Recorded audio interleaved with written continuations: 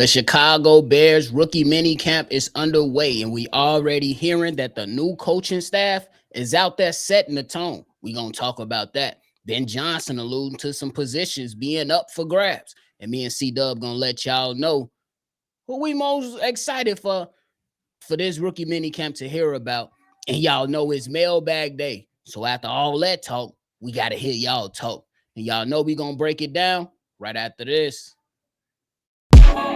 You are now tuned in to Chicago Bears Central, your number one place for all Chicago Bears news and content.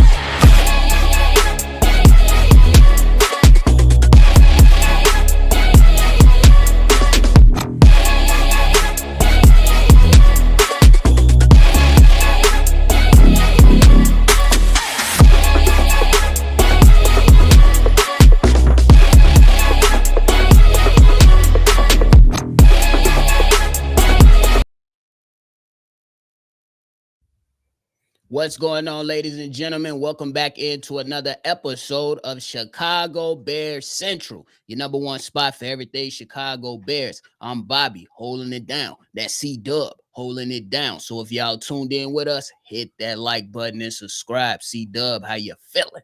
I'm feeling great, man. What's the word, man? Hey, let's jump right into it. Apparently, the new coaching staff, they out here setting the tone early. Something that we really want to hear, but we also got to see it too. I ain't going to lie.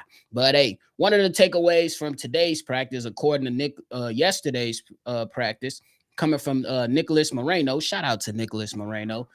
He said he spoke about running backs coach Eric Bieniemy. He has an edge to him when he coaches and demands the details are exact. Saw him get after running back Christian Grubb for walking after a drill. I wouldn't be surprised if we see an uptick from the entire running back group just because of Eric Bieniemy. Then you had Zach Pearson go out there and pretty much add on to it. He said, I add to this. It's one practice, but already this has the feel of a much more vocal and loud coaching staff in a good way for the Bears. There wasn't much in terms of on-field drills, but coaches are very vocal in drills. Stood out right away. C-Dubb, how you feeling about the coaches coming out here setting the tone, big dog? I agree. I love it, obviously, because football's here. For the most part, football is back. It feels like it's on its way back. But when we're regarding the topic at hand, I really don't put too much stock in it, nephew. I'm sorry. Understood. Because we've been through a lot here in Chicago, and I said that I'm going to dot my I's and cross my T's. I'm vetting every situation possible to the full extent of my brain. And what I can say, what these two cliche things that you just said, they're awesome, but they also cliched. Oh man, he's going to make these running backs the greatest running back room in a long time. He's a motivator, he's a administrator, but we also know the rumors about Bieniemy and why he hasn't been a head coach. But I ain't gonna throw that in there. It's just good to hear that the coaches are speaking positively. Then when you go to the other part of that shit, we've heard that cliche as well. Like this team is different. They're ready to make a change. It feels like this is a good team. I don't want to feel anything. I want to see. You got the wrong sense. I don't want to feel anything. I want to see. So get the sense right. It's all good and all that cliche thing. I'm just being I might be being overly cynical, but we've been in this position before. Understood, and I understand it because a lot of Bears fans was like, man, this feels different last season. But I'm with you, and I'm going to just add on to it. Yes, we want to see it and then feel it. We don't want to feel it first before we see it. Paul. Yeah, I think that's a great way to spin it for me, for my brain. I like it. Talking man. About, brains. but I think that is still a good sign, man. You see that, hey, because when we was watching sports and we see those and we hear those conversations about championship teams, there is no lackadaisical stuff that's being allowed in practices, in the film room, anything like that. You walking after a drill, get your ass up and move them feet, or we on your ass. And maybe I'm looking into it a little bit, too much, but I actually like the fact that Eric Bieniemy is on them early. Get on them early, set the tone early, simply because, like, after while we was in the season, we like, hold on, y'all seen stuff in mini camp going on? Y'all knew there was some things going on in mini camp. So shout out to Eric Bieniemy and the coaching staff for being vocal. And I think this is why you go out there and you spend that type of bread on this type of coaching staff, because you got to set the tone and let guys know, hey, what you thought was going to be coming up in here, it's going to be a little bit different. But we still have to see it on the field because C-Dubb is still majority of the same players from last season. Yes. So I think I'm being responsible here. Oh, yeah. I think everybody should follow my lead and not get hooked, lined, and synced with this. Oh, it's feeling like we're going to be special. Oh, it's a special feeling in here. I don't want to feel anything. I want to see it. That's it. Understood. And then we had Ben Johnson going out there and at his presser after practice, pretty much saying that there are some positions up for grabs. Definitely brought up Noah Sewell's name and Ruben Polite. And then there's also been some conversations about the left tackle spot. C-Dubb, just really quick. Look, it is just practice. It is drills. But this big man, Ozzy Trapillo, he big as hell, bro. I hope that he can go out there and develop. And one thing real quick, I heard the man say, yeah, even though I was on the right tackle, the right side of the line during college, I still put in some work on that left side in college. And then once the season ended, I wanted to make sure I was as versatile as possible for whatever team I was going to. So I put in more time, that lost time in on that left side. So that position battle is going to be interesting for these players coming around here soon. How you feeling about it?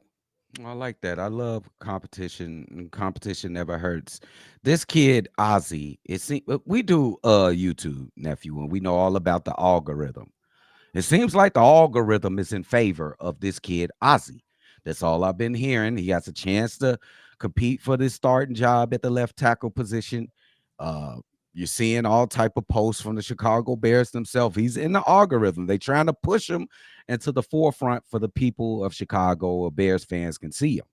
Now it's up to him to show that he deserves that algorithm. You have to capture that moment. So that's a very intriguing to see if this kid can step up to the plate and take advantage of this algorithm push that he's getting from the Chicago Bears organization. Hey, if we remember Braxton Jones, y'all don't really like talk about him, but Braxton Jones gained his momentum around this time. So hopefully Ozzy can go ahead and do that. C-Dubb, will we finally see Noah Sewell on the field this season? Just real quick. Damn, how long he been a Bear for? Like 18 years? I feel like like two. I know it's only been a 2 or 3. I know that's my guy, Drip Guy. You know what I'm saying? Maybe we are finally going to see Noah Sewell. I don't even know how he plays, to tell you the truth, unless it's college. I don't know how he plays. I want to see Noah Sewell play. I know he was banged up a little bit. Let me be serious for a minute. He did play a couple snaps, but you didn't notice he was on the field. I need to notice you, Noah Sewell. What are you? What kind of player are you, Noah Sewell? For sure. And then before we get into the mailbag, man, which Bears rookie is you most excited about? Oh, I'm glad that you said that. It gotta be Luther Burton III, a guy that's immensely talented and skilled to the T, and pissed off because he was drafted so low. I cannot wait till Luther Burton explode in this league. He has 2 other wide receivers that garners attention, that deserves attention. That means he's going to see a lot of one-on-ones, and he's going to cook, bake, and saute. Luther Burton III. That was a great way to end. Me, if you ask me biasly, Coast and Loveland, but I gotta go out there and side with you, man, and say Luther Burton. But I'm also excited to see what Turner can do. Shamar Turner. I'm a little interested. But if you had me pick and stand it and put it on wax, it's Luther Burton, bro. I just think that he was one of the best wide receivers in this year's draft, and they fell to the Chicago Bears. And I already know they running them schemes like that. This man about to be open. And let's see if he can go ahead and do what we do best. Oh, bro. Has some yak. He gonna be up there in the yak. He gonna be some I ain't even do that right now. I ain't gonna do that. I was gonna Yep. start. You was about to start Look me at up. you. You about to You was tread about to into start me up, even bro. kill, big Yeah, I dog. was saying be cool. Even kill. Yeah, I'll be cool. Be cool. I was about to say something. Go ahead. Even kill. But hey, y'all chime in and let us know how y'all feeling about all that. C-Dubb almost jumped off the porch. Oh, Y'all see him? jump But he completely said off. he being responsible and he reeled it back in real quick. Maybe after week 6 or 7. That's We'll called see. growth. That's called growth. But hey, let's get into the mailbag, man. Just a couple of them today. Let's jump into the first one. This first one is from Keys. Yo, Keys. what's up, guys? It's your boy Keys, man, on this lovely Thursday afternoon.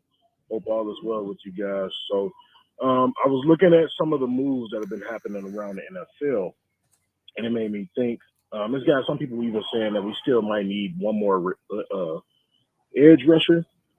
How would you guys feel if we pursued Jadeveon Clowney? Now, he's an older vet, about 33. He's been in the league. That's a name that we know. We know what he could do. Personally, for me, I wouldn't necessarily pursue him. I'll go with the guys we got. But I just want to hear how you feel because he does bring some. He might do something that's different than the guys we have, and that might actually be a compliment to Montez Sweat being that number one guy. You know what I'm saying? So yeah, it's just one of those like, man, should we pursue that or should we just go with the guys we got and just keep building and building? Also, I seen something, when ain't no news, they gonna try to make some news. And you know, they said in the NFC North, the Bears have the fourth worst roster. Somewhere I've seen that. I don't know. And I'm like, I don't know about the fourth worst. And I think they counting into what happened last year. But something tells me, just how I look at this team, I feel like the floor for the Bears this year, especially you're talking about the 5 weapons we got at wide receiver and tight end. Then you talk about the weapons we have at running back. And then the defense we got that's going to be more aggressive. Where we do got some lockdown type corners or the absolute ability to be locked down. And we got a front 7 that's going to be very versatile. And that could cause some confusion for a lot of teams and protections. You know what I'm saying? I think they do got a chance to win at the very lowest 10 games. Now it could even be 7 because you never know. The season is different year to year, so a team is always different year to year. But I think they do have a true chance of getting 10 games. But I just don't see them being the worst roster. If there's any roster that I would say I didn't see too much improvement to me, it'll probably be the Packers. But as always, guys, let me know what you think. Shout y'all up, bear down, and Bobby. One thing, man, I graduated Sunday with my master's in special education, bro. So yeah, man, we gotta link up and talk one day, man. Shout y'all up, bear down, fellas. All right, so we heard from my man's Keys. A lot to dive into that. C-Dubb, you look like you itching to get it off. So go ahead, big dog. Yeah, What you got? first off, let's talk about Jadeveon Clowney. That seems like his name been floating around the Chicago Bears for maybe the last 3 years. At first, when you were talking, I was like, nah, let's not go down this road again. But then you brought in the Montez Sweat. And I think that the talent that this kid, Jadeveon Clowney, I think it could work. It is a possibility. It is a way that could work, and it can bring back some of that early years of Jadeveon Clowney. So maybe we could take a flyer if it doesn't cost as much. Now, when it comes to the Chicago Bears having the worst roster in an NFC North, please stop listening to Green Bay Gazette. Don't listen to the Green Bay Packers cheese ball newspaper outlets. It doesn't make any sense. Look at the roster. We have maybe the number 1 or number 2 best roster. I'm not talking about results or records. I see that you put a record. I'm not doing it. I'm being responsible. But it ain't no way in hell that your Chicago Bears got the worst roster in an NFC North. It's not. It's no. For sure. And shout out to you, Keys. And shout out to that Masters, big dog, in special education, man. Always showing love to them young kids that need that assistance. And like I said, bro, in Chicago, my city I love, we definitely need more male educators in our communities, me personally. But yeah, we could definitely talk a little bit more at another time for sure, like you mentioned. But when we talk about Jadeveon Clowney, it's a no for me, simply because I want to see what my young team is made of. I want to see if Dio is really like that. I want to see if Austin Booker is going to take a step forward. So it's a no for now. Now, if injuries come into play, you still feel like the pass rush isn't there, maybe you can revisit this at a later time. But right now, currently asking, it's a no. When it comes to the Chicago Bears having the worst roster in the NFC North, good. Put us there. I don't believe it, but put us there. I don't want nobody sitting there getting over anxious and going back and forth with Green Bay Packers, the Detroit Lions, or the Minnesota Vikings. It's cool. It's cool. Because at some point, y'all gonna see Jordan Love for who he really is. Keep telling people. But we ain't even got to go through that. You almost went there. J.J. McCarthy. We don't know yet. We don't know you're former Michigan Wolverine, but we don't know yet. You don't go here. Fuck. We don't know yet. So I say, put us right there. And we gonna either use it as fuel to move forward and move up and snatch that playoff berth, or we gonna falter and fall. But we gotta see it on the field. Do it, shut people up by your play. That's what I'm ready to do. Shut the haters up by the play. But I still think it's an interesting conversation, because I did, like, if we keeping it a buck, I don't think we got the worst roster in the NFC North. Just me personally. Let's rate that 1 to 10, the ridiculousness of that statement. 1 through 10. It's probably like an 8. Yeah, okay. With you. It's probably like an 8. It's a 10 for me. It's a bias. It's definitely some bias in there from what happened last year. Absolutely some bias in there. So it is what it is. But appreciate the call, my guy. It's always a pleasure. C-Dubb, now we going to hear from my man that's black yet again. This next one is from my man's Marifa Assar. Bobby, C-Dubb, hey, them cognac boys. What's happening, fellas? It's your man, Marifa Assar, black yet again, man. Listen, the heat is on, okay? Eddie Murphy movie said it once in the 80s, back in the 80s, he said the heat is on. And you know who the heat is on? Caleb Williams.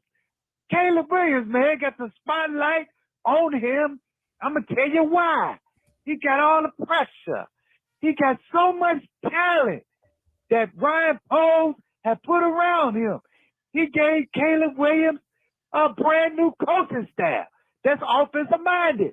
He gave Caleb Williams a damn near $80 million brand new offensive line. He drafted a big mountain and left tackle in Chapillo for Caleb Williams. He gave Caleb Williams a brand new tight end who can get down the seams like Travis Kelce. He gave Caleb Williams a brand new, Amon-Ra St. Brown type slot receiver, wide receiver in Luther Burden. He already got DJ Moore and Roma Doomsday on the outside, and he got a running back, Swift, in the backfield. Now, I've seen an article on ESPN that said if you put an average quarterback like a Baker Mayfield, a Justin Herbert, or maybe even, I said, Justin Fields. If you put him on this team with that type of talent and coaching style, he would definitely win a Super Bowl. Okay? So Caleb Williams, the spotlight is on you. Step right up to the plate. Okay? So let's see what you got, young fella. This is year number 2 for you. Okay? So you got to come out show and prove that you was the number 1 overall draft pick in the draft, that you worthy to be the man in Chicago. You got no more excuses. You got all the talent in the world. You got all the coaches you need. So it's time for you to show up, Caleb, and show out. Put it on the table, and like me and Bobby like to say, put it on wax. Okay? Now look here, man. I'm gonna get up out of here. Got place to go. Got people to see. But you know what I'm gonna say before I leave? Get Chicago up And bear down, baby. FTB. Let's go. Let's go. So y'all heard from my man's Marifa, a lot up in there. I'm just going to get straight to the point. There is a lot of pressure on Caleb Williams, but the pressure to go to the Super Bowl this season, I think that's a bit hyperbolic in my evaluation. I understand guys like Baker Mayfield. To me, he's an above average quarterback personally. And then you talk about Justin Herbert, really, really good quarterback, but also a quarterback that has not lived up to the expectations either. We cannot forget the 24-point lead he had in the playoffs and gave it up to Sunshine. I'm just saying. And then Justin Fields, look. Be nice. I'm not trying to go through that because I'm still rooting for the kid in New York. But be nice. He has to prove himself. He still has a lot to prove in this league. He's not proven yet. Is he proven as a guy that can be dynamic? Absolutely. But Lamar Jackson is dynamic too. Better passer. So it's levels to this. We got to tread lightly with this because Lamar Jackson was supposed to go to the Super Bowl last year too. Games are different and there's levels to this. Caleb Williams, he got the pressure. He got things to prove. I'm going to just focus on that young quarterback. But say he got to go to the Super Bowl this season? Nah, we have to be responsible. I'm taking C-Dubb's moniker right now. We have to be responsible. What you got, big dog? Okay, shout out to my boy Marifa Asa. I'm gonna recite some stats. 20 touchdowns, 6 interceptions, 87.8 Q passer rating last season. And that's good by itself for a rookie. It would just quickly, would you say yes or no? Is that good for a rookie? Solid. And then I'm gonna add this stat: 68 sacks taken. Now that accentuates them 20-6 touchdown in the passer rating. That accentuates it. That makes it that much better. And you are true, Marifa. Sorry, you are true. The Bears did do a lot for Caleb Williams this season. There should be no excuses. I detect a little bit of cynicism there, Marifa. Y'all are using the wrong word combinations to start that sentence. Here's the combination that you're using. Can he be successful with all these weapons? The correct word combination is he will be successful with all these offensive additions that he has been given. Thank you. I think he's gonna thrive. Yep. I think he don't have a choice but to thrive. But we also have to just real quick before we move on, we gotta remember he's about to be under center a lot more than what he was last season. It's different. He's going into another system. It's gonna be some. We'll see if he can hit the ground running right out the gate. I'm gonna ask you. It's gonna be some challenges. So that's why I say Super Bowl this season. Yeah, no. Let me ask you a question. In the beginning of the last season, we seen that like it took him a while to get moving. Do you detect that same thing coming into this season with the new offense that you just said that he had to learn this season? Is it going to take him a little bit, couple weeks, 3 weeks? You know what I'm saying, to get that rhythm? I think it's gonna take a couple weeks to get the rhythm for the deep ball accuracy. That's what I think. But I also believe that he could potentially come out the gate firing too. It can go either way.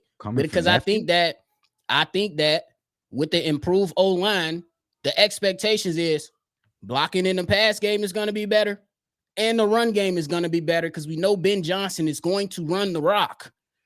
That is going to be balanced, a nice balance. It's not going to be 45-55, but it's going to be somewhere on the lines of, 50 upwards of 50% passing and a little bit, maybe like 43% running. So it's gonna be a lot more balanced. 7%, motherfucker. I'm just saying.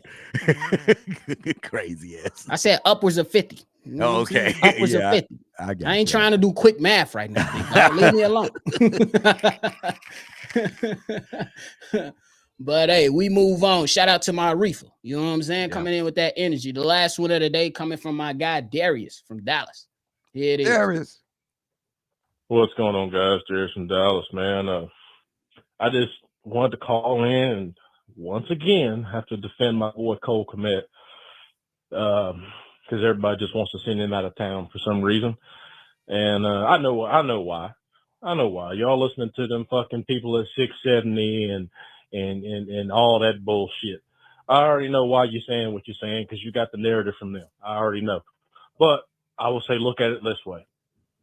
What if the Colston Loveland and Cole Kmet, what if they are to this year's offense what David Montgomery and Gibbs was to the Lions offense last year?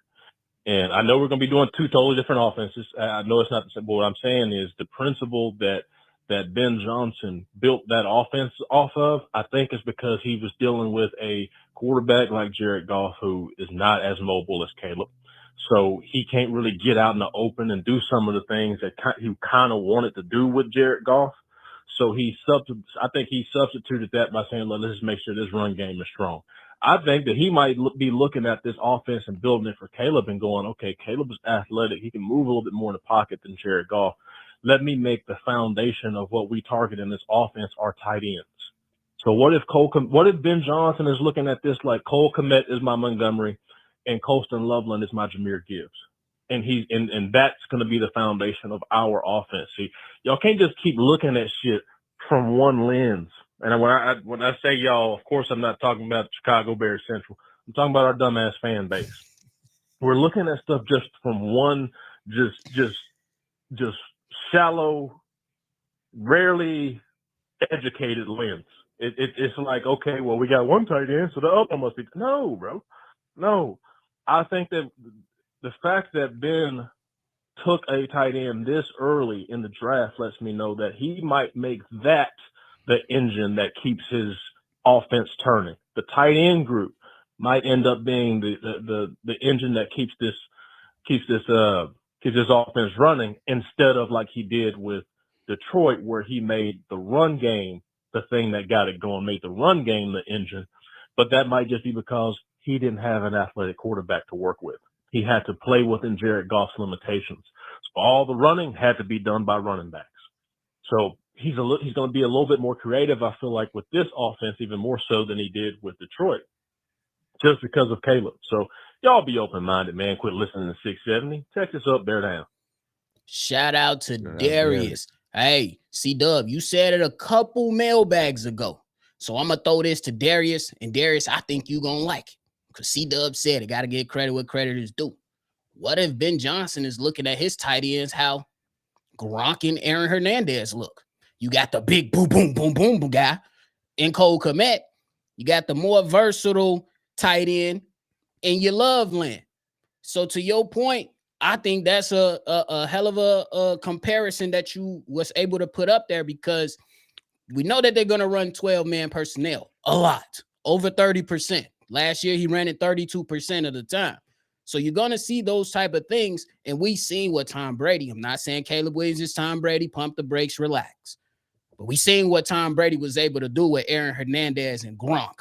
And hey, what if Ben Johnson is looking at it that way, along with still having a scat back like DeAndre Swift? And hopefully, if he rises to the occasion and prove himself, a Kyle Manage in the backfield that can still provide stability and create matchups to keep the defense thinking. And for people that sitting there that want to trade Cole Kmet, they even veered off to saying trade DJ Moore. This is why we say tune in to the number one spot, because the trade culture around social media is off the rails. Anytime something happens, it's off the rails. Yeah. Don't y'all want nice things? Don't y'all want? Yeah. So why on God's green earth would you say, oh my God, Luther Burden slipped to us. Let's trade the best wide receiver we got for a 3rd round pick? Oh my goodness. Do you not want to win? Like, what the hell? So I'm with you, Darius. Guys, they need to pipe down. Pipe down. C-Dubb, what you got? That is very interesting. And thank you, nephew. I appreciate that. He just quoted C-Dubb. But look, I think that's an interesting point. And one can say that the importance of the position can be definitely taken away from the draft. Where did they go? Instead of going and trying to prop up that running back room by getting a nice young running back at 10. They got them a nice young tight end at 10. And Loveland. My guy Ben Johnson said he's building this offense from the ground up. I think I've made that mistake of comparing this year's offense of the Chicago Bears to that of the Detroit Lions. Looking at the Detroit Lions team, I think it was mostly based upon them two spectacular running backs they have in the backfield. When I look at our running back field, I don't think you can base it on. I'm not saying DeAndre Swift is bad. I'm just saying you cannot have him as the playmaker, like he's the starter of the offense. Like everything's gonna be run off DeAndre Swift. I'm not comfortable saying that, but yet and still, you got two very good tight ends in Cole Kmet and Loveland, Colston Loveland. Maybe that can be the way for the Chicago Bears. I do not think it's the running back. I don't, unless they see a lot in this kid in the 7th round. They like Eric Wheeler, who may still be, hope he's healthy. So I think it's a lot of credence to your logic here, Darius. And I'm not going to dismiss it. I got to look at it a little bit more deeper. But you make a lot of sense there. He does make a lot of sense. So shout out to him. And shout out to everybody that called in, man. C-Dubb, anything left? We're getting closer. Let's go. My man finna be saying this for the next 6 months. So we getting closer. Well, it's actually the next 3.5 before 2.5 months before we see August. Well, damn. No, I'm saying the first preseason game should be in July, August. Yeah, I'm talking about training camp. That's when I'm it's talking really about actual seeing football. Training camp when it's busting. And I'm going to a game this year. I already told, look, gang, I'm putting money to the side. We gotta go. I gotta go. Money to the side. I gotta go.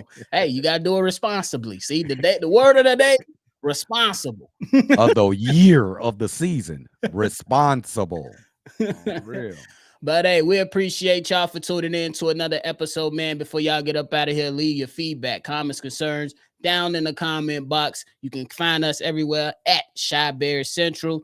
And then if you want to call in to be a part of the mailbag, the number to do so is 773-242-9336. We are the number one spot for everything Chicago Bears, man. We up out of here. Chi-Town up and bear down, baby. See y'all on the next one. This has been a presentation of the Break Media.